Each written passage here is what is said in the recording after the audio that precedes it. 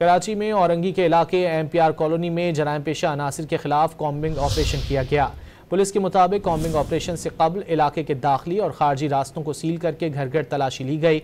Biometric तलाश device की मदद से मुश्तबा अफराद की तस्दीक भी की गई। कराची में औरंगी के इलाके MPR कॉलोनी में जराइम पेशा अनासिर के खिलाफ कॉम्बिंग ऑपरेशन किया गया। पुलिस के मुताबिक कॉम्बिंग ऑपरेशन से कबल इलाके के दाखिली और खारजी रास्तों को सील करके घर घर तलाशी ली गई। बायोमेट्रिक तलाश डिवाइस की मदद से मुश्तबा अफराद की तस्दीक भी की गई। कराची में औरंगी के इलाके MPR कॉलोनी में जराइम पेशा अनासिर के खिलाफ कॉम्बिंग ऑपरेशन किया गया।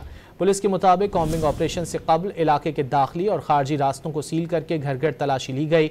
बायोमेट्रिक तलाश डिवाइस की मदद से मुश्तबा अफराद की तस्दीक भी की गई। कराची में औरंगी के इलाके MPR कॉलोनी में जराइम पेशा अनासिर के खिलाफ कॉम्बिंग ऑपरेशन किया गया।